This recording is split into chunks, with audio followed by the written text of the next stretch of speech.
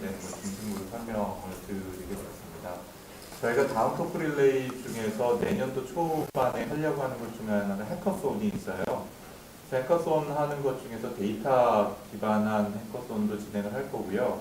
저희가 검토를 해봐서 만약에 딥러닝이나 기계학습에 관련된 관심이 정말 많으시면 그에 관련된 해커손을 직접 진행을 해서 도구를 사용도 직접 해보시고 그다음에 평가를 해보고 그걸로 작은 토이 시스템도 만들 수 있는 거를 같이 검토해서 여러분들한테 좀 알려드리도록 하겠습니다. 제가 30분 정도 동안에 진행을 할 거는요. 사실은 재작년도에 독일에서 그 발표됐었던 자료를 조금 개선한 자료입니다. 특별히 오늘 주제는 이제 통역 번역과 관련된 거기 때문에 기계 번역과 관련된 것들이 저희가 인공지능이던 이런 쪽에서 어떻게 발전하고 그게 산업에 어떤 영향을 줄 것인가 하는 내용이고요. 일부가 겹쳐 있기 때문에 그 부분은 제가 생략을 하면서 넘어갈 수 있도록 하겠습니다. 좀 돌아서서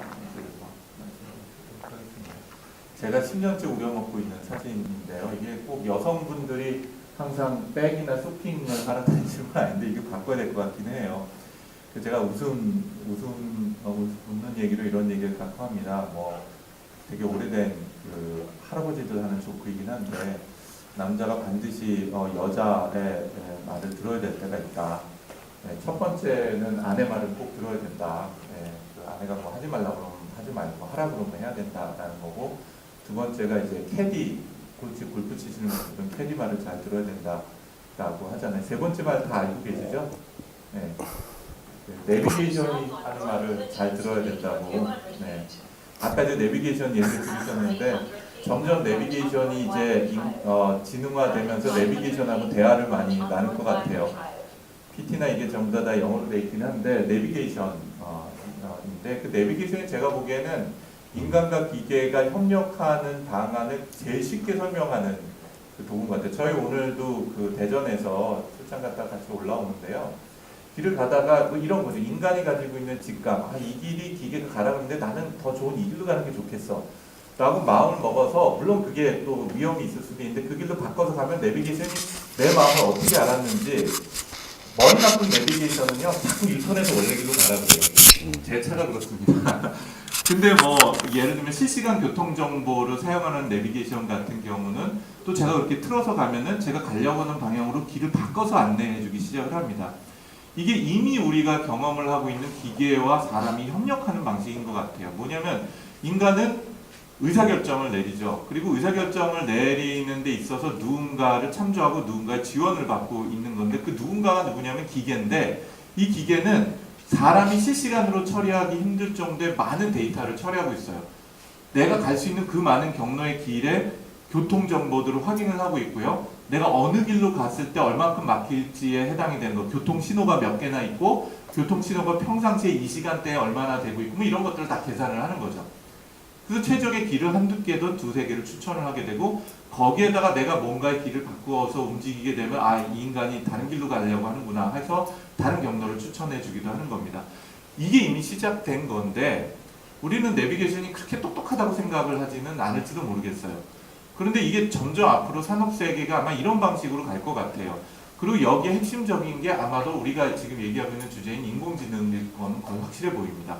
인공지능이 들어가야 되는 것들이 굉장히 포괄적으로 넓어질 것 같아요. 단지 질의응답을 하는 시스템 정도가 아니라 스마트 팩터리나 잘 아시는 인더스트리 4.5처럼 공장의 인공지능이라는 것이 IoT하고 연계되면서 돌아가는 것. 다시 얘기해서 그 많은 공장 안에 있는 센서들로부터 쏟아져 나오는 데이터들을 인간이 다 읽고 처리하기는 대단히 어려운 거죠. 그런데 그거를 기계가 처리를 하고 인간이 지금 내비게이션 몰듯이 뭔가 의사결정을 하면 그거에 따라서 적합하게 움직여갈 수 있도록 하는 것. 그럼 이런 것들이 영향을 미칠 수 있는 시장 중에 우리가 인지는 못하지만 굉장히 큰 시장이 하나가 있는데 그게 바로 언어처리 시장입니다. 언어처리 시장이고 오늘은 그 얘기를 좀 집중적으로 하려는 거죠. 예, 제가 요 다음 장표는 제가 자주 사용하는 거죠. 인간과 기계가 어떻게 협력을 할 수가 있냐 하는 건데, 그리고 저희가 인공지능 얘기하면 꼭 나오는 게 이런 거예요. 그래서 인공지능이 똑똑하게 되면 언젠가는 인간의 능력을 뛰어넘게 되는 거냐. 그런 걸 저희가 singularity라고 얘기를 하죠. 특이점. 그 특이점이 나타나면 기계가 인간보다 좀 똑똑해지고, 똑똑해지게 되면은 뭐 우리가 잘 알고 있는 영화 같은 그 터미네이터 같은 것처럼 인간을 멸망을 시키고 또는 뭐 매트릭스처럼 인간을 그 도구화시키고 에너지화시켜서 사는 그런 세상이 올 거냐. 뭐 그렇게 바라보는 시각이 공상과학에서 하나가 있겠지만 또 다른 시각 중에 하나는 인간과 기계가 협력을 하는 식으로 해서 인간이 보다 풍요로운 삶을 살게 되는 형태도 또 하나의 시각입니다. 지난 100년간 동안에요. 그 GDP가 증가된 기준을 보면 실질 GDP입니다. 1인당 실질 GDP가 성장이 된 거는 거의 40배 이상이 증가가 됐습니다. 사실 100년 전 이전에는요, 지금과 같은 정도의 먹을거리와 입을거리를 가지고 있는 사람들은 거의 대단한 부자가 아니었으면 불가능할 정도였죠. 먹는 것도 마찬가지죠. 한국 경우도 그렇고요, 미국 경우도 그렇고요. 그러면 일하는 양은 어떻게 됐을까요? 그만큼 GDP를 올리기 위해서 사람들이 더 많이 일할까요? 아닙니다. 놀랍게도 100년 전에 비해서 지금은요, 일하는 양이요, 절반으로 줄었어요. 정확하게는 40.5%로 줄었어요. 100 기준으로. 그때는요, 우리 사실은 할아버지나 뭐 증조 고조 할아버님들은 새벽 5시, 6시에 일어나셨고요. 몇 시까지 일하냐면 해질 때까지 일하셨습니다. 여름에는 8시, 9시까지 일하시고 그러고 나서 해지면 들어가서 주무셨었죠. 하루 종일 일어나셨어요. 사실은 실제 근무량이 2배 이상 많았습니다. 다시 얘기해서 그럼 어떻게 이게 가능하냐? 더 풍요로워지고 더 많은 재화를 생산해내면서 인간들은 더 조금씩 일을 하게 되는 거죠. 그런데 과거의 것은 그게 산업혁명을 통해서 일어났다고 볼 수가 있어요. 산업혁명의 핵심은 기계죠. 뭐냐면 인간의 머슬, 노동력에 해당이 되는 것을 대체를 해나가는 시대였다고 볼 수 있어요. 그럼 인공지능이 대체를 하거나 또는 인공지능이 증강시켜야 될 능력은 뭐냐? 지적인 능력에 해당이 되는 것들인데 이 지적인 능력 중에서 가장 우리가 지적인 능력 중에 하나를 보는 것이 바로 언어적인 능력인 거죠. 첫 번째, 아무나 할 수 없는 것들이 동시통역과 관련된 거죠. 지금 애트리에서 향후 제가 뭐 느끼기엔 한 5년 안에 만들겠다고 하시는 게 동시통역인 걸로 알고 있어요. 제가 이렇게 얘기하면은 여러분 리시버 꼽으시면은 영어로 막 줄줄 나오고 독일어로 막 나오는 거죠. 이 될 수 있는지 잘 모르겠습니다. 되나요? 해봐야 알죠. 네. 그런 것도 있죠. 또 다른 언어적인 건 뭐냐면요. 글쓰기입니다. 글쓰기. 최근 들어서 기사를 보신 것들 많이 있으신지 모르겠는데요. 한 달 전에요. 뉴욕타임즈에서요. 그 우리가 로봇 저널리즘이라고 실제로 부릅니다. 로봇 저널리즘 뭐냐면 인공지능이요. 많은 데이터, 다시 해서 기사라든지 기사를 쓸 수 있는 데이터를 수집을 하고요. 수집한 걸로 기계 스스로가 글을 써요. 기사를 씁니다. 그래서 이걸 이제 로봇 저널리즘이라고 하는데요. 한국에서도 했었어요. 서울대에서 한번 테스트를 해봤었는데요. 지난달에 조사한 뉴욕타임즈에서 한 건 굉장히 의미 있는 건 이겁니다. 기계가 그렇게 만든 기사하고요. 똑같은 동일 주제를 해서 실제 인간 기자가 썼어요. 그리고 그게 어떤 게 인간이 쓴지를 밝히지 않고 그 두 개를 비교했어요. 시민평가들한테. 근데 기계가 이겼어요. 근데 그 더 놀라운 건 뭐냐면 기계가 쓴 글이요. 더 인간미가 나고요. 더 사실적이라는 팩트 같다라는 거예요. 사람이 쓴 것보다도. 이런 것이 이제 글쓰기에 해당이 되는 건 언어 처리. 특히 이 언어 처리 중에 글쓰기가 지금 앞쪽에서 설명을 들었던 것처럼 자동 번역이나 통역에 보면 문생성이라는 게 있습니다. 문생성은 뭐냐면 번역 통역을 한다 그러면 한국말로 제가 이렇게 얘기하는 걸 영어로 만들려고 한다면 영어 문장을 생성해내야 되잖아요. 결국 그게 언어를 이해하는 것뿐만 아니라 언어를 생성해내도록 하는 것들이 글을 쓰도록 하는 것에 아주 기본적인 기술이 되는 거죠. 사실은 저희가 통역이라고 얘기하는 또는 번역이라고 얘기하는 기술은 이런 것들의 집합체라고 말씀드릴 수가 있습니다. 지지난번 강연 때 이 토크 릴레이에서도 말씀드렸던 것 중에 하나인데 또 다른 것 중에 하나는 그렇게 기사 쓰는 게 아니라 소설 쓰는 것도 소설 쓰는 로봇이 나왔거든요. 한 3년 전쯤인가가 그 얘기 이미 말씀을 드렸는데 오스트레일리아에서 호주에서 시험을 했었어요. 무슨 시험을 했냐면 몇천 권 정도 되나 봐요. 저는 한 번도 안 읽어봤는데 우리나라 한때 여고생들, 여중생들이 유행했던 게 로맨스 소설이라고 그러더라고요. 근데 그 로맨스 소설은 플롯이라든지 이런 게 되게 굉장히 비슷하대요. 그래서 그 로맨스 소설 1000권을 기계가 학습을 시켰고요. 학습시킨 거에 기반해서 플롯을 던져주면 그 플롯에 맞게 거기서 주인공 뽑아내고 뭘 해갖고 책 한 권을 만드는 거예요. 그 로맨스 소설이요. 그래서 실제로 그 로맨스 소설이 출간이 되고 팔렸어요. 이런 것들이 이제 언어라는 것을 둘러싸고 이게 움직여가는 것이고요. 이런 것들이 우리가 얘기하는 인공지능에서 인간의 지적인 것들이 굉장히 많죠. 의사결정뿐만 아니라 대단히 많은 지적 능력 중에서 언어지능이라고 하는 능력, 언어를 이해하고 소통, 커뮤니케이션하고 글을 쓰고 또 글을 쓴 것들에 대한 것들이 다시 이해되거나 재구성이 돼서 새로운 지식의 그러니까 미디어로 글이 만들어진 거예요. 아까 로봇 기자, 저널리즘과 같은 형태처럼요. 이런 것들이 이제 중요해지고 있다는 내용입니다. 그러면 과연 그런 산업에서는 인간과 기계가 어떻게 협력을 하게 될 것인가? 그 예 중에 하나가 통역 이런 것들로 볼 수가 있다고 보여집니다. 굉장히 장하게 말씀드렸는데요. 그럼에도 불구하고 왜 인간과 기계가 뛰어넘을 수 없을 것인가 하는 걸 보면 제가 인공지능 분야에서만 그 김영길 박사님처럼 20년 이상을 해왔거든요. 제가 보기에는 진짜 향후 20년, 30년에 그게 될 거라고 보여지진 않는 굉장히 그 유력한 이유가요. 인공지능 학자분들이 오히려 부정적이세요. 되게 안 될 거라고. 그리고 우리가 사실은 알지 못하는 게 굉장히 많습니다. 가장 우리가 아예 감도 못 잡는 게 있는데 그게 뭐냐면 자아가 뭔지, 지각이 뭔지 이게 우리가 감도 못 잡아요. 뇌과학자분들도 감도 못 잡고 계시고요. 인공지능 학자분들도 감도 못 잡아요. 그게 기계가 어떻게 해낼 수 있는 인간이 가지고 있는 자아나 지각이라는 것, 이 의식이라는 것 자체가 도대체 뭔지를 우리가 이해를 못해요. 내가 나라는 걸 스스로 의식하고 있잖아요. 그 의식이라는 게 뭔지를 몰라요. 뭔지 모르는 걸 만들어내기가 굉장히 어려운 문제가 있는 거죠. 그럼에도 불구하고 인간이 가지고 있는 굉장히 탁월한 것은 뭐냐면 로직이나 또는 레셔널이라고 하는 어떤 우리 말로 표현을 했을 때 어떤 합리적인 것이나 논리적인 것하고 직감적인 것, 감각적인 것들을 결합시켜서 의사결정을 내릴 수 있다는 겁니다. 이미 여러 번 말씀을 드린 것처럼 인간이 의사결정을 하는 거 보면 그 의사결정이 논리합리적으로 이루어지지가 않습니다. 대부분의 경우는 논리적인 것은 핑계일 뿐이고 많은 경우는 직감이라는 것 그리고 사실은 느낌이라는 것, 경험적인 것에 기반한 것들이 결합이 되면서 결정이 나게 되죠.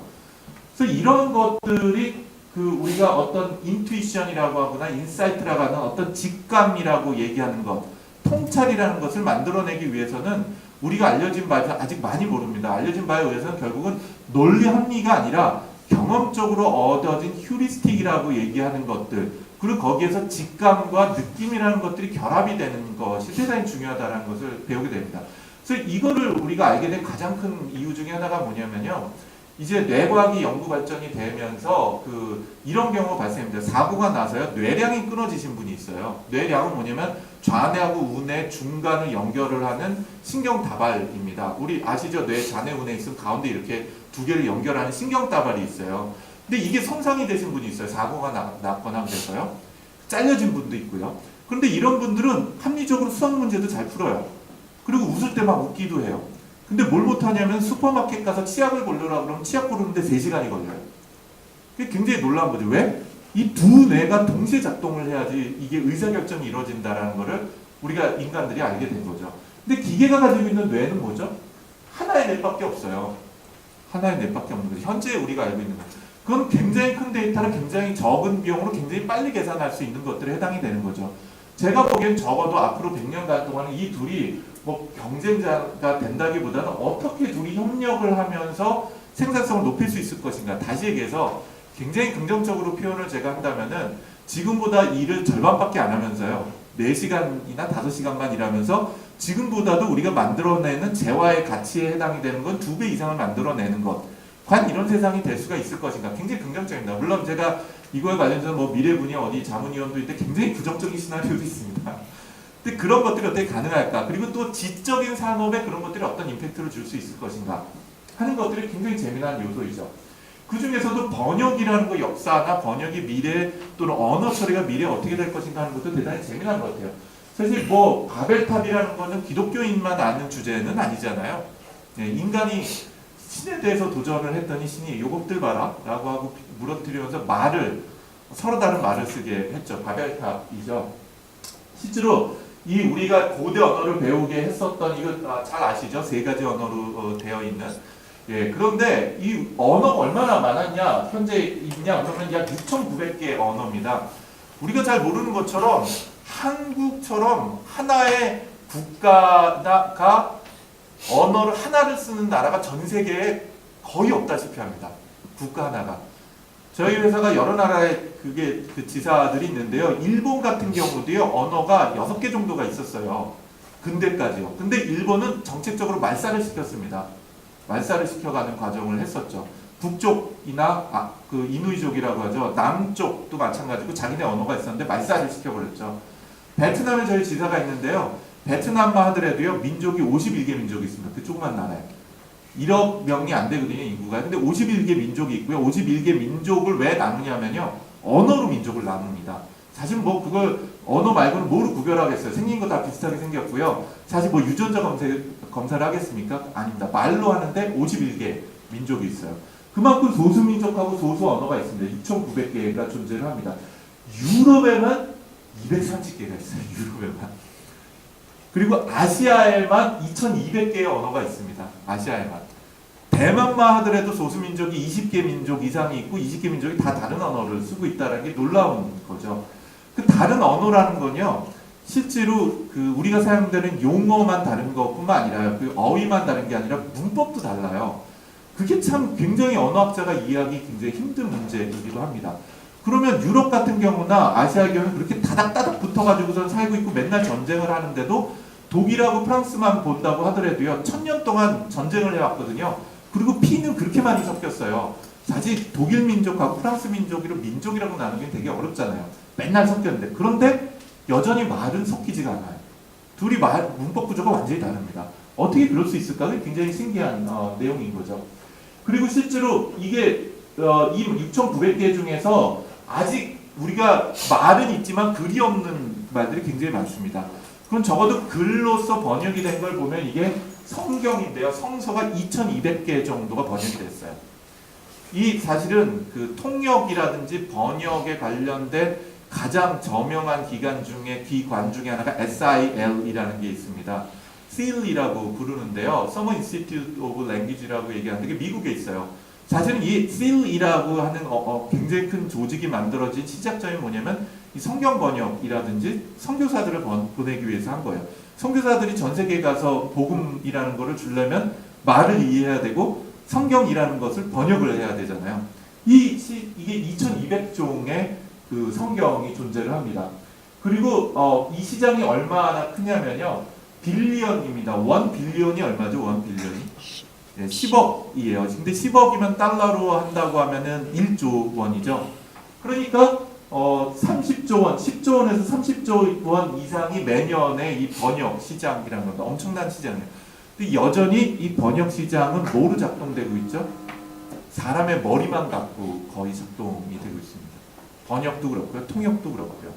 그러니까 엄청나게 큰 시장이고 이 시장이 과연 인공지능이라는 것, 또 지금 애트리가 하는 것처럼 다양한 언어적인 기술들이 결합이 되면서 이 시장이 어떻게 변화해 나갈 것인가 하는 것들에 대한 관심을 분명히 가질 필요가 있다고 보여집니다. 예, 실제로 그 머신 트랜슬레이션에 대해서 처음으로 얘기한 사람이 데카르트예요. 놀라운 일이죠. 우리가 맨날 옛날에 교과서에 배웠던 그 철학자 데카르트가 기계가 번역을 할 수 있을 거다라고 제시를 한 게 그게 1600년 경이에요. 그러니까 400 몇십 년 정도가 됐습니다. 제일 먼저 내놓은 얘기는 뭐냐면 저희 이제 전문 분야에서 얘기하는 건요.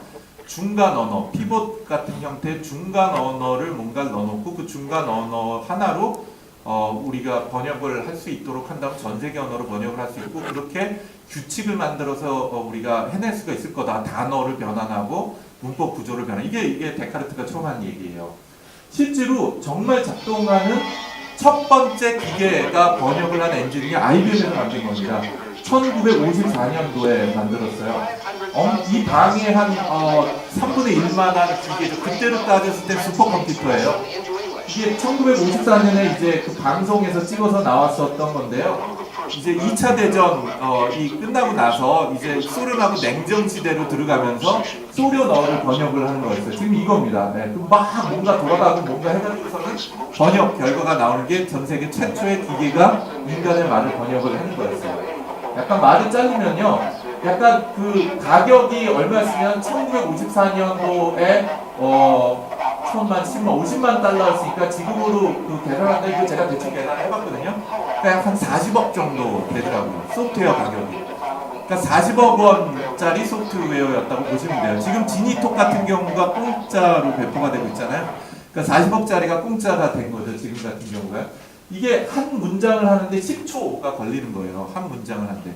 그런데 이게 내놓고 나서 그 다음에 이제 그 기계학습에 대한 기계 번역에 대한 암흑기가 오게 됩니다. 왜 암흑기가 오냐면은 사람 같은 경우는요. 문장 하나 번역을 하는데 2, 3초면 되는 거예요. 동시통역은 거의 사실은 1초 미만인 거죠. 막 들으면서 막 말을 하니까요. 동시통역사들은.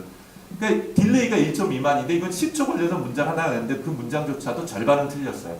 완벽한 번역을 못했던 거죠. 그러니까 이게 지금 사실은 컴퓨터의 시작과 함께 동시 번역 또는 번역 엔진, 통역 엔진이라는 것들에 대한 꿈을 가지고 있었는지도 모르겠습니다. 실제로 아까 그 다크에이지라고 제가 말씀드린 게 그래서 그걸 평가를 해봤더니 1967년도에 굉장히 뉴욕타임즈에서 나온 말이기도 하고요.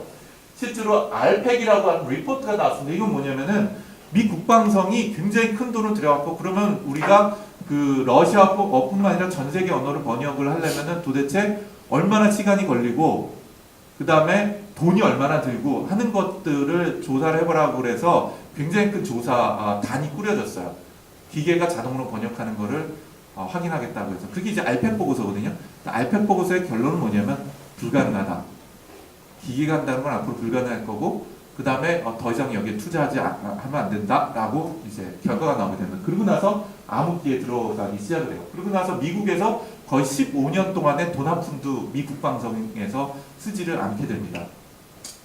어쨌든 그런데 제가 이 크로니클이라고 얘기를 쓴 거에는 되게 재밌는 연대기이죠. 지난 한 60년간의 그 연대기 중에서 굉장히 큰 임팩트를 주는 계기가 있는데 그 계기 중에 하나가 뭐냐면 하드웨어에 대한 발전입니다. 하드웨어 중에서 지금 이게 제가 지난번에도 보여드렸던 건데 CPU 안에 트랜지스터의 개수가 100만 배가 증가가 됐어요. 30년 동안에요. 100만 배가 증가가 됐고요. 저장을 하기 위한 코스트는 1억 분의 1로 가격이 떨어지게 됩니다. 30년 만에요. 이렇게 되면서 굉장히 많은 시도들이 일어나게 됩니다.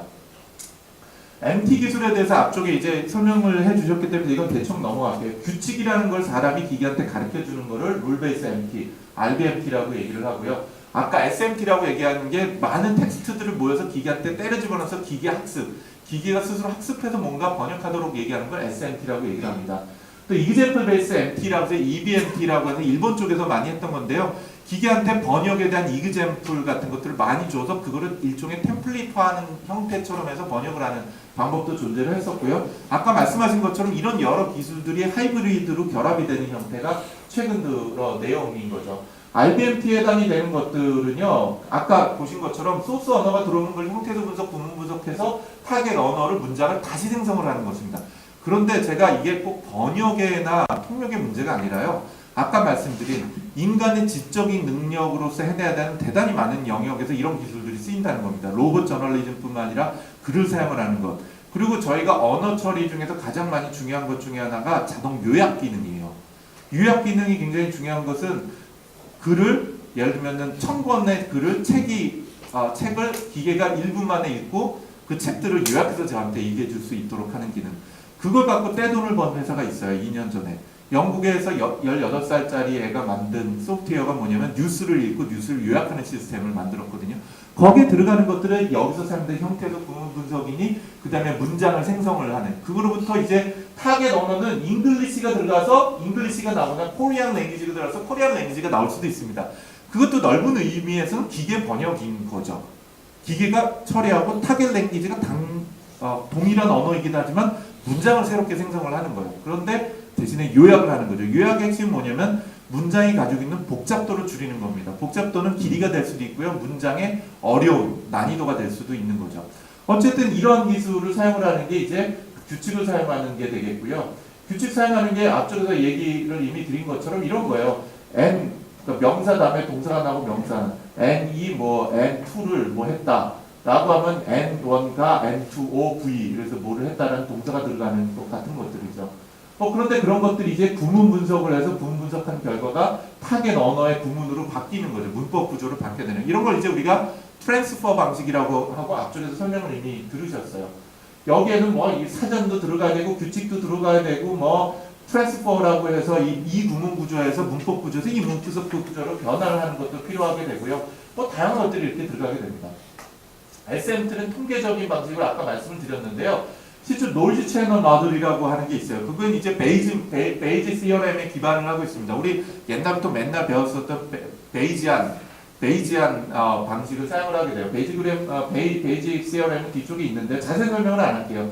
어쨌든 바이링걸 코퍼스라는 게 뭐냐면 한국어로 써있고 영어로 써있는 많은 문장을 주고요. 이 노이즈 채널 모델에서 그걸 학습을 합니다. 다 학습을 둘로 나눠서 해요. 그렇게 학습한 결과에다가 우리가 어떤 테스트하려고 하는 새로운 문장을 넣으면 이 모델 두 개 PFE하고 PE 모델 기반에서 타겟 랭귀지가 만들어지는 걸 의미를 합니다. 근데 제가 오늘 30분만 하겠다고 했으니까 뭐 이런 따위 얘기들은 얘기 안 하고 그냥 넘어갈게요. 그럼 이런 RBMT하고 SMT가 왜 하이브리드로 작동할 수밖에 없느냐? 이런 것들에서 장단점이 있어요. 아까 이제 김용길 박사님이 이미 말씀하신 거예요. 예를 들면 번역 품질이 자연스럽게 느껴지는 건 어떠냐? 그럼 RBMT보다 오히려 SMT가 훨씬 자연스럽게 느껴져요. SMT라는 게 기계가 학습을 해서 한 거니 이 문장이 굉장히 완벽하리만큼 부드러운 문장이 나와요. 그런데 규칙 기반에서 만들어내는 자연언어 처리를 해서 나온 것들은 받아들여질만 해요. acceptable해요. 예. 그런데 이게 훨씬 훌륭하게 느껴집니다. 그런데 예를 들자면 거꾸로 그 번역 품질인데 서로 다른 굉장히 다른 그 구문 구조를 가지고 있는 그 번역을 하게 되면요. 오히려 RBMT라고 하는 규칙이 훨씬 더 좋은 표현을 가져오게 됩니다. 또 다른 문제는 뭐냐면요. 그 사전을 통해서 우리가 단어를 쑥쑥 집어넣으면 품질이 올라가는, 다시 얘기해서 일반적인 굉장히 큰 도메인이 아니라 우리가 화학에 관련된 번역만 잘하겠다. 그 화학사전 디립다 집어넣어주면은 이쪽 RBMT는 굉장히 빠르게 품질이 올라가는데 이쪽은 그러기가 굉장히 어렵습니다. 그런 텍스트들을 굉장히 많이 확보를 해야 되거든요. 그런 어려움이 있습니다. 또 굉장히 그 다른 것 중에 하나는 뭐가 있냐면요. 이 RBMT가 번역을 한 거니 거짓말을 안 해요. 근데 SMT는 완벽한 거짓말을 할 때가 있네요. 무슨 얘기냐면 문장이 굉장히 수려하고 부드러워요. 근데 원문을 보기 전에 이게 완전히 번역한 것 같거든요. 또 원문을 보면은 거꾸로 번역한 경우도 있고요. 완전히 거짓말한 경우가 있습니다. 왜냐하면은 최근에는 그런 것들이 굉장히 많이 이 랭귀지 모델이 들어가면서 보완이 되고 있지만 그래도 SMT의 핵심은 뭐냐면은 기계가 많은 텍스트 데이터들을 비교를 해갖고 통계적인 모델로 변화하고 통계에 기반해 가지고서 문장 생성을 하게 되거든요. 어쨌든 이런 것들이 있는 거죠. 그럼 이 어떤 것들은 이게 강하고 어떤 건 이게 강한 것들은 어떻게 결합시킬 건가 하는 것들에 해당이 되는 것들은 굉장히 자연스러운 어프로치밖에 될 수가 없는 거죠. 그런데 제가 이게 사실은 오늘 번역만의 문제나 통역만의 문제는 아니고요. 인공지능에 해당이 되는 거의 모든 것들이 이렇습니다. 기계 번역을 하고 있는 굉장히 많은 알고리즘들이 있습니다. 걔도 아까 얘기했는 DNN이라고 하는 딥 뉴럴 네트워크에 해당이 되는 게 있고요. 또 저희가 전통적으로 많이 사용했던 SVM이라는 게 또 있습니다. 서포팅 벡터 머신이라고 얘기하고요. 크리티컬 랜덤 필드 모델에서 CRF라고 얘기하는 또 모델들도 있어요. 근데 이런 모델들은 뭐를 적용하냐에 따라서 다 장단점이 있거든요. 마치 최근 들어서는 딥러닝이 세상의 모든 것들을 해결해 줄 수 있는 것 같은 것처럼 오해를 받는데 절대 그렇지 않습니다. 딥러닝이 할 수 있는 인공지능에서 가장 강점은 뭐냐면 인식에 해당이 되는 부분들이에요. 패턴에 해당이 되는, 그게 음성 시그널에 대한 패턴이든 뭐 자연언어 패턴도 있긴 있는데 이건 조금 더 어려운 문제고요. 이미지로부터 패턴을 이해하는 것, 이런 식으로 특정 패턴에 대한 인식 문제는 딥러닝이 잘하는데 다른 문제들은 얘가 거의 바보 멍청이처럼 못하는 것도 있습니다.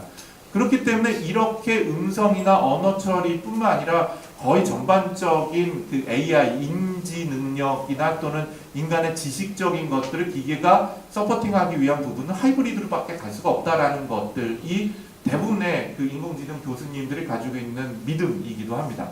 하나의 것과는 풀 수가 없다. 그걸 최근 들어서는 저희가 옛날에 이제 하이브리드란 말을 많이 썼는데 요즘 같은 경우는 그거를 앙상블 한다는 말도 많이 써요. 앙상블 엔진이라는 용어는 뭐냐면요. 서로 다른 엔진이에요. 동일한 목적을 가지고 있는 거죠. 그런데 이것들을 동시에 작동을 시키고 동시에 작동시킨 결과들을 결합을 앙상블을 하는 거예요. 저희가 노래하듯이. 음악에서의 앙상블 하듯이요. 이런 앙상블에 대한 기술도 점점 중요해지리라고 보여집니다. 자, 그러면 MT에 대한 엔진들이 어떤 역사를 가지고 있는지를 잠깐 한번 넘어가도록 할게요. 이거는요 93년도부터 98년도의 시대에 만들었던데 제가 만든 겁니다. 들어보신지 모르겠어요. 오경 박사나 무슨 바벨 뭐 이런 옛날에 번역하는 소프트웨어가 있었는데 제가 만들었던 건데요. 그 당시는 뭐 이렇게 생겼고요. 텍스트는 텍스트 번역돼서 나오고 사전도 집어넣고 여기 밑에 이제 인가이드라고 얘기하는 영한 번역기 우리나라에서 처음 나왔던 거이기도 해요. 뭐 이랬던 것이 이제 99년도부터 2001년까지 웹이라는 게 이제 인기가 올라가면서 웹을 번역을 하거나 아니면 오피스라든지 엑셀 같은 것들 같은 거 파워포인트를 문장을 그대로 놔둔 상태에서 이미지 놔둔 상태에서 텍스트만 바꾸는 형태 번역의 응용들이 발전을 하기 시작을 하죠. 그 다음에 이런 것들이 이제 커뮤니케이션으로 들어오기 시작한 게 2001년부터 2003년도입니다. 실제로 뭐 저희 회사 그 당시 했었던 것들이거든요. 채팅하는 데 사용이 되는 거예요. 말을 하면은 한국 사람들은 한국말로만 돼 있는 채팅 화면 보고 중국 사람들은 중국말로만 돼 있는 채팅 화면을 보고 중간에는 기계가 번역하는 게 들어있는 거죠. 그러면은 중국 사람, 일본 사람, 미국 사람하고 채팅을 할 수 있도록 하는 거죠. 이게 카카오톡에 들어가면 더 좋지 않겠어요? 네, 좀 들어갈 수 있다고 지금 현재는 그 정도 수준이 된다고 이제 보여집니다. 그래서 인조이 재팬이라고 해서 네이버에서도요 그런 MTMG를 도입을 해갖고 일본 커뮤니티하고 한국 커뮤니티가 소통할 수 있도록 이게 지금 다 아마 있을 겁니다. 산업적으로 본다면 현대자동차에서도 보통 번역 엔진을 집어넣어서 문서 번역에 사용을 했었고요. 그 다음에 이것도 저희의 솔트룩스라는 회사에서 2002년도 3년도에 나왔는데요. 뭐 저희 주장하기는 국내 최초의 그 휴대용 번역 통번역기라고 얘기합니다. 근데 음성 인식 기능은 없어요. 음성 출력 기능은 있었습니다. 그 당시 음성 인식 합성하는 회사인 보이스웨어라는 회사하고 같이 그쪽은 음성 인식하고요. 저희는 번역이라는 걸 통합해서 했는데 음성 인식을 실패를 했어요. 이거 도저히 못 쓸 놈이다. 그래서 음성 합성만 넣고 나머지는 필기체 인식하는 걸로 대체를 했었어요. 그렇게 해서 이렇게 필기체 인식을 해서 집어넣으면 이렇게 번역도 하고 캐테고리도 있었고 하는 게 벌써 한 13년 전 얘기입니다. 많이 팔았냐고요? 쫄딱 망했습니다. 한 몇천 개는 팔 줄 알았어요. 그런데 몇십 개 간신히 팔고 100개도 못 팔았던 것 같아요. 왜? 품질 문제도 있었고요. 이거를 사용하는 PDA가요. PDA 가격만 50만 원을 하는 거였고 소프트웨어가 20만 원이었거든요. 아 70만 원에 팔만한 거였나 지금 돌이켜보면 좀 무모한 도전이었던 것도 같아요. 근데 이걸 팔고 참 망하지 않은 게 다행이라는 생각을 지금도 하고 있습니다. 근데 그럴 때 이제 그 밑바탕에 있는 자연언어 처리라든지 또 사전이라든지 언어 자원이라는 게 굉장히 중요합니다. 아까 이제 앞쪽에 들은 것처럼 이제의 인공지능 기술들은요 규칙보다는 데이터를 먹고 살아요. 인공지능 엔진의 과연 그 먹잇감이 뭐냐? 그럼 데이터들이거든요. 근데 저희 회사는 이런 과정을 통해서 15년 동안의 데이터를 어떻게 구축하고 어떻게 만들어내야 되는지 대량의 데이터를 높은 품질로 어떻게 해내야 되는지에 대한 공부를 진짜 많이 한 거죠. 뭐 이런 것도 있었습니다. 이건 뭐냐면 MT는 머신 트랜슬레이션이고 TM은 트랜슬레이션 메모리라는 거예요. 이 두 가지를 결합시키는 건데 뭐 오늘은 주제를 아니까 넘어가도록 할게요. 그리고 여러 나라 언어가 EDMS라고 이제 그 일렉트로닉 그러니까 전자 문서 관리 시스템에 번역 엔진이 들어가면서 이렇게 다양한 언어를 번역도 하고 문서를 기업 내부에서 사용하는 형태로도 활용이 되고 있습니다. 예, 그리고 뭐 컨텐트 매니지먼트 시스템에 들어가기도 하고요. 그 다음에 이건 뭘까요? 기술. 이거는 LG전자에서 도입이 됐던 건데 뭐냐면요. 또는 삼성전자에서도 일부 사용을 하고 있는데 논문 특허 같은 것들 있잖아요. 그럼 논문 특허 영어로 돼 있는 거, 중국어로 돼 있는 거, 뭐 이런 것들, 일본어로 돼 있는 것들을 기계가 수집을 하고요. 그거를 자동으로 번역을 합니다. 그리고 한국 논문 특허하고 결합시켜서 기술 예측하는 거를 또 인공지능 기술이 들어가요. 어떤 기술 할 거냐. 그 다음에 이런 문서들을 자동으로 분류도 하고요. 이런 기술에 관련된 것도 뭐 LG, 삼성, 키스텝 등등에서 많이 사용을 지금 하고 있습니다. 또 뭐 검색하는 데도 이게 굉장히 중요하죠. 한국어로 검색 엔진에다 질을 했는데 그게 한국어 문서만 나오는 게 아니라 영어 문서도 나오는 거죠. 사랑 브랜드 러브라는 것도 나올 수가 있는 거죠. 그런 문서를 포함하고 있는 것들이. 이런 것들이 또 자연언어 지리로 가면 점점 중요해지게 됩니다. 아까 시리 같은 데다가 뭘 찾아봐. 도대체 사랑이 뭐니? 라고 질문을 하면 그 시리가 대답을 해요. 실제로 지금도 하거든요. 사랑이 뭐니라고요. 근데 그 사랑이 뭐니라는 질문에 대해서 있는 한국어 말고 불어도 얘기해 줄 수 있고 독어도 얘기해 줄 수 있고 중국어도 얘기해 줄 수가 있을지 모르는 거죠. 거기에 보면 언어에 해당하는 장벽이 해소돼야 되는 것도 또 있어야 될 것 같기도 해요. 군대에서 굉장히 많이 사용합니다. 군대. 애틀에서 만든 저희 회사 번역 엔진도 그렇고 애틀에서 만든 번역 엔진 중에서 굉장히 중요한 도메인이 군이죠. 그렇죠? 군대에서 굉장히 중요하게 생각합니다. 왜 이게 또 군대에서 중요하냐면요. 그 지금도 마찬가지인데요. 그 군대에서 장비 하나를 들어오잖아요. 무슨 레이더 같은 거요. 또는 배 같은 것들을 하나 만들거나 배를 수입한다고 가정하면요. 옛날에는 종이 매뉴얼이 배를 가득 채워서 종이 매뉴얼이 왔대요. 지금이야 뭐 DVD 한 장이겠지만 그만큼 굉장히 많은 컨텐츠들이 있는 거죠. 이해하기 힘들었습니다. 애트리 같은 경우는 이 애트리에서 내온 것 중에서 이 그 특허 번역을 하는 것도 있어요. 한영이나 이런 게 번역해서 해외 사람들이 한국 특허를 검색할 수 있도록 하고 그를 실시간으로 이렇게 번역해서 볼 수 있도록 하는 것들도 있고요.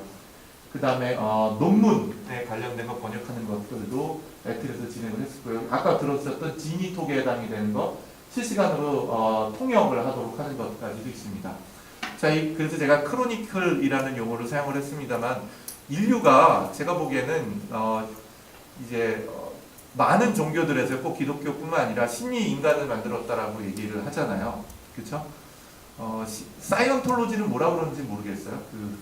사이언톨로지는 잘 모르겠는데 대부분의 종교들은 신이 인간을 만들었다고 얘기하죠. 근데 하여튼 신을 닮은 인간들은 끊임없이 자신을 닮은 뭔가를 만들어내려고 하는 노력들이 있는 것 같아요. 그게 컴퓨터가 만들어지기 전에도 가장 먼저 생각했던 게 미래의 기기가 만들어지면 그 기기가 둘을 해야 된다고 믿었던 것 같아요. 첫 번째가 뭐냐면 계산이었어요. 계산. 더하기 빼기 곱하기 하는 것. 그래서 최초로 만들어진 기계식 컴퓨터가 있었죠. 손으로 이렇게 돌리면은 예를 들면 곱셈까지 할 수 있었던 거, 나누기도 할 수 있었죠. 근데 그거 돌리는 거 굉장히 힘들었어요. 한 100바퀴를 돌렸어야 돼서 이렇게 돌리다가 뒤로 돌리다가 뭐 했었던 거죠. 그리고 두 번째로 생각을 했었던 게 언어에 대한 것들을 기계가 대신해줘야 된다는 것을 꿈을 가지고 있었고 그 꿈에 해당이 되는 것은 여전히 유효한 것 같아요. 인간 지적 능력에 관련된 인공지능이 결과적으로는 가야 되는 방향이라고 보여집니다.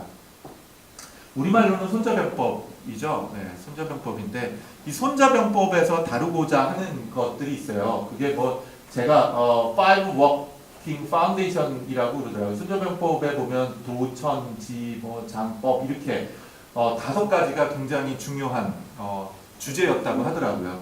그래서 말도 안 되게 제가 엮어서 가져왔습니다. 사실 AI라는 부분이 앞으로 1년, 5년 만에 뭔가 변할까 저는 그렇게 생각을 하진 않아요. 그런데 굉장히 많은 것들에 대한 도전이 존재할 것 같은데 거기서 우리가 이해해야 될 게 손자병법에 나오는 이 5가지인 것 같아요. 첫 번째, 비전을 가지고 있느냐 하는 건데요. 굉장히 놀랍게도요. 제가 전에 동영상 하나 보여드렸었는데 전번에는 애플에서 나온 Siri라는 것 있잖아요. 그 질의응답하는 것. 그거에 관련된 거나 애플에서 나온 태블릿 있죠. 아이패드요. 이게 처음으로 애플에서 제시가 된 게 25년 전이에요. 25년 전에 애플 동영상이 있습니다. 애플에서 만든. 제가 오늘은 시간이 없어서 안 보여드릴 텐데요. 그 동영상을 보면 25년 전에 Siri하고 태블릿을 만들겠다고 애플에서 비전을 가져요. 이미 25년 전에요. 그리고 거기에 보면 컬러로 되어 있는 LCD Thin Film 디스플레이가 있고요. 앞에 카메라가 달려있어요. 정면에. 제가 지난번에 한번 보여드렸습니다. 오신 분은 기회를 할 텐데 음성 인식을 해요. 기계하고 대화를 해요. 기계가 검색을 해갖고 저한테 요약을 해줘요. 그게 25년 전에는 애플이 스티브 잡스가 나는 이런 걸 만들고 싶다라는 것을 하고 그거를 영화로 만들었어요. 그런 걸 만들고 싶은 걸.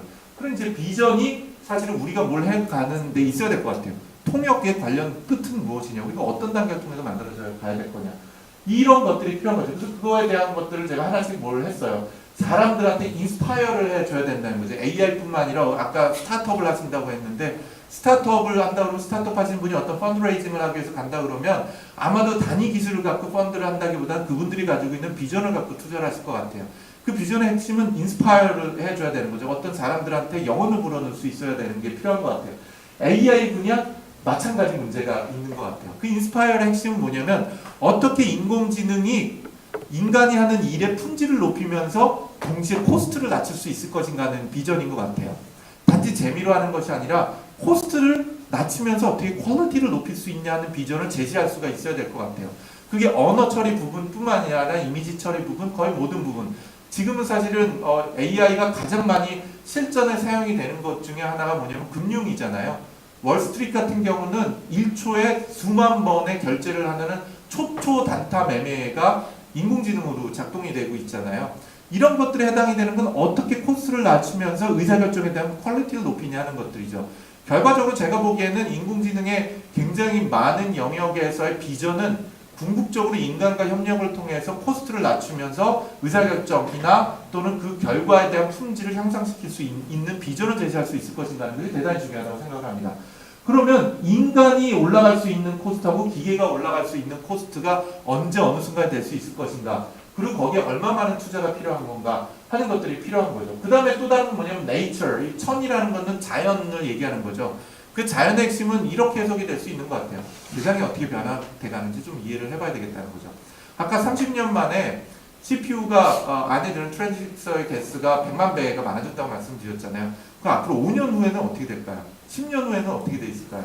현재 오픈소스로 나와져 있는 많은 AI 알고리즘들이 텐서플로우 요번에 나온 것 같은 경우가 10년 후에 그게 공개가 되면서 그 다음 10년은 어떤 현상이 일어날까요? 과연 그 위에 얹을 수 있는 우리가 봤을 때 비즈니스들은 어떤 걸까요? 뭐 이런 것들이 중요해 보인다는 거예요. 시간 관계상 좀 올라가겠습니다. 그런 것들이 적용될 수 있는 도메인들, 퀄리티하고 뭐 볼륨이나 뭐 이렇게 얘기를 해봤습니다만 시간 관계상 넘어가도록 할게요. 그 다음이 그런 것들이 활용이 될 수 있는 환경이라든지 도전 과제가 뭔지를 이해를 해야 될 것 같아요. 음성인식 엔진이 굉장히 재미난 것들이 있습니다. 100% 음성인식이 되면은 제일 좋겠죠. 근데 그럼 90% 음성인식한 것만 가지고도 품질을 올리면서 그 다음에 비용을 낮출 수 있는 게 존재할까요? 존재 분명히 하고 있어요. 80% 품질만 갖고 할 수 있는 데가 존재할까요? 70%도 가능할까요? 사실 중요한 건 뭐냐면은 100% 되는 것이 아니라 지금 가지고 있는 기술로도 비즈니스적인 가치를 창출할 수 있는 것들이 어떤 것이 있냐 하는 것들이 충분히 고민해 볼 만큼 수준이 됐다는 겁니다. 그리고 두 번째는 뭐냐면 그런 것들을 실질적으로 산업에 적용을 할 때 우리가 직면하고 해결해야 되는 챌린지들이 무엇이냐, 이런 환경을 이해하는 게 굉장히 중요하다는 거죠. 그래서 넘어가겠습니다. 그 다음에 리더십이 굉장히 중요한 것 같아요. 리더십. 장에 해당이 되는 게 리더십에 대한 문제들인 거죠. 리더십. 어떤 조직을 간다고 하더라도요, 예를 들면 음성인식만 보도록 할게요.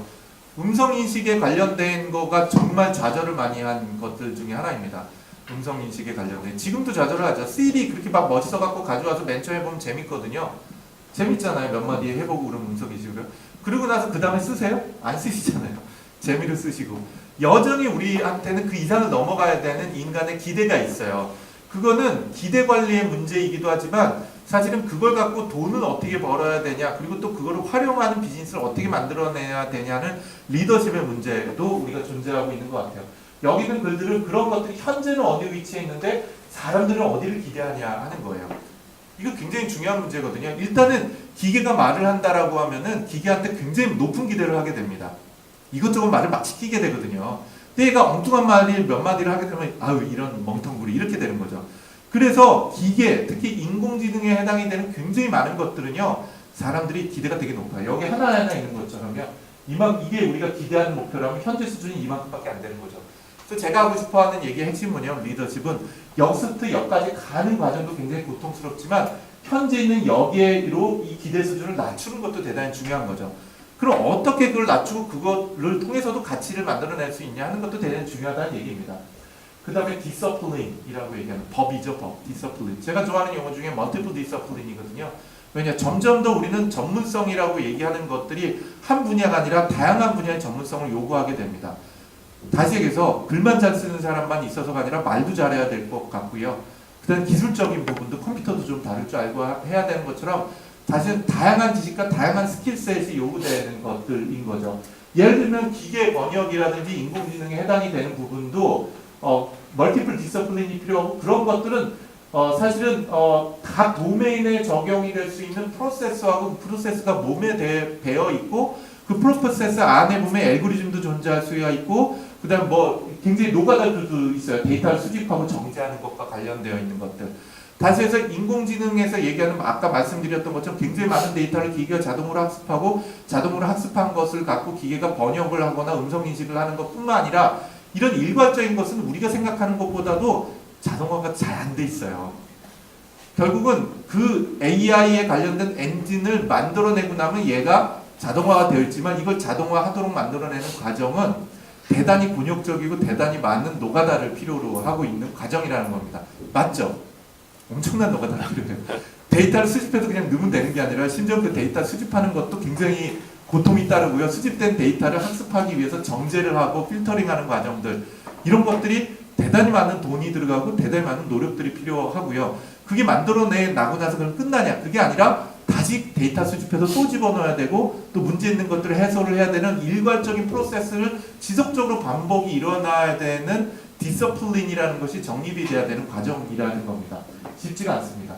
그래서 기계하고 인간이 끊임없이 협력을 해야 돼요. 뭔가를 가정을 하는데 뭐 기계 번역만 하더라도 데이터 수집해서 기계한테 줘야 되고 그게 내는 것들에 대한 것들에 내가 규칙도 줘야 되고 뭐 잘 안 되면 사전도 넣어줘야 되고 뭐 또 안 되면은 모두 넣어줘야 되고 하는 것들에 대한 것들이 기계하고 인간이 끊임없이 협력하는 과정이라는 것들이 AI 쪽에서 존재할 수밖에 없다라는 것이 되겠습니다. 예, 장하게 굉장히 빨리 얘기를 했고요. 그럼에도 불구하고 시간이 너무 많이 지나가 됐고요. 결론만 말씀을 드리면 그래서 이렇다는 거예요. 많은 말씀을 드렸습니다만 결국은 AI가 인공지능이 세상을 평정을 하고 인공지능이 세상을 바꾼다기보다는 제가 보는 믿음은 그렇습니다. 인공지능의 많은 기술들이 인간이 하는 지적 능력을 증강을 시키고 이를 통해서 더 높은 생산성과 더 나은 품질을 만들어내면서 동시에 코스트를 낮출 수 있는 것. 이게 우리가 생각하는 인공지능인데 여기에는 인간과 기계가 필수적으로 대단히 많은 협력을 필요로 한다라는 것이고요. 딥러닝도 똑같습니다. 딥러닝도요. 그리고 그렇게 하기 위해서는 대단히 많은 아까 말씀드린 멀티플 디서플린이라고 얘기하는 것처럼 많은 노력과 인내심을 필요로 한다는 겁니다. 맨 밑에 보시면 제가 좋아하는 그림인데요. 이게 무슨 그림 같으세요? 네, 황금알 낳는 거위 얘기거든요. 지금 딱 그 상황이에요. 딱 그 상황이라는 게 뭐냐면 딥러닝에 해당이 된 이론이 몇 년에 나온지 아세요? 딥러닝 이론이요. Artificial Neural Network에 해당이 되는 게 언제 나오니? 1959년도에 나왔어요. 그리고 펄셉트론 수렴 이론이라고 해서요. 그렇게 뉴럴넷을 만들면 이게 결과 값을 일괄적으로 내려면 이게 수렴을 해야 되거든요. 그쵸? 수렴 이론이 1969년도에 나왔어요. 40년이 아니라 거의 50년이 된 이론이에요. 그런데 우리나라는 90년대, 80년대, 90년대에 우리나라도 이 뉴럴 네트워크에 대한 엄청난 붐이 일었거든요. 근데 우리나라는 뉴럴 네트워크 막 하다가 이거 해보니까 좀 안 되네. 이거 엉뚱한 값도 나오네. 그러고 나서 그걸 사람들이 다 포기를 해서 우리나라는 2000년대 이후에 뉴럴넷을 연구한 교수님이 단 한 분도 없어요. 진짜로 한 분도 없어요. 다 멈추셨어요. 뉴럴넷 한다 그러면 돈을 한 푼도 안 내셨어요. 안 줬어요. 근데 요번에 이 뉴럴넷에 대한 문제를 해결을 해 주신 분이 뭐냐면은 딥 뉴럴 네트워크에서 힌튼 교수라고 유명한 분이에요. 그렇죠? 근데 이 힌튼 교수는요. 20년 동안에요. 이거 한 분야만 계속 한 거예요. 그래서 2003년 정도인가 2003년 무렵에 논문을 내셨어요. 이거 가능성이 있어 보인다. 우리나라 모든 교수님들은 20년 동안 다 포기를 하셨는데 그럼 뭐하냐면 우리나라는 뭐냐면 이 거위알을 배 가지고 꺼내려고 한 거예요.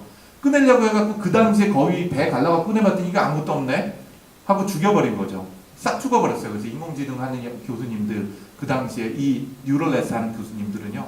연구비도 다 끊기고요. 아무도 안 하셨어요. 20년 동안 한국은 아무도. 근데 미국이나 캐나다나 유럽 교수님들은 20년 동안에 끊지 않고 계속 한 거예요. 일본 교수님들도 마찬가지로. 어떻게 됐죠? 브렉스루가 일어났어요. 한 7, 8년 전에. 그리고 정확히 따지자면 5년 전에 그거를 검증이 완료가 된 겁니다. 이거 된다라는 걸 검증을 한 거죠. 그리고 전 세계 지금 인공지능의 붐에 딥러닝이라는 것, 특히 딥뉴럴넷이라는 것이 가능하다고 만들었는데 그게 큰 그 이론에 골자가 박히진 않았어요. 맨 앞쪽에서의 사실은 비학습 지도를 하기 위한 방법을 집어넣고 피드백 루프를 넣는 것에 해당이 되는 거 하나의 아이디어만 깊게 파고들어서 그 문제를 해결한 거거든요. 제가 보기에는요. 딥뉴럴 네트워크도 또 벽에 부닥칠 거예요. 근데 벽에 부닥쳤다 해서 이거 아니네라고 해서 거위배에서 황금알이 있을 거라고 기대한다면 거위를 죽이는 문제가 발생할 거라고 믿습니다. 어떻게 해야 되느냐? 우리도 20년, 30년, 50년 끊임없이 해야 되는 인내심이 필요하다는 거죠. 여러분 회사에서는 아무도 그렇게 해주지 않을지 모르겠지만 어쨌든 저희 회사는 적어도 지금 15년째, 20년째 그 짓만 하고 있고요. 앞으로도 15년, 20년째 그 짓을 해나가려고 하고요. 그런 과정에서 여기 오신 분들 같은 분들과 함께 협력을 해가면서 끊임없이 생태계를 만들어내고 거의 배를 갈라서 황금알을 꺼내려고 하는 우를 범하지 않으려고 노력을 하도록 하겠습니다. 다음 토크 릴레이는 좀 시간이 좀 남아 있습니다. 그래서 다음 토크 릴레이 이후에는 또 그럼 데이터들을 어떻게 가공을 할 거냐 하는 것부터 해가지고서는 데이터로부터 우리가 인공지능이 크게 둘로 나눠집니다. 하나는 난심볼릭한 게 있고 심볼릭한 게 있어요. 난심볼릭한 게 대표적인 게 딥뉴럴넷과 관련된 겁니다. 심볼릭한 것 중에 하나가 이 로지컬한 추론을 하거나 온톨로지를 하거나 뭐 이런 쪽이거든요.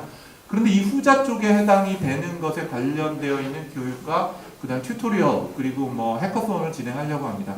그때 저희가 연락을 드리면 또 많은 분들 참여를 해주시면 감사할 것 같습니다. 네, 감사합니다. 이렇게 마치도록 하겠습니다. 감사합니다.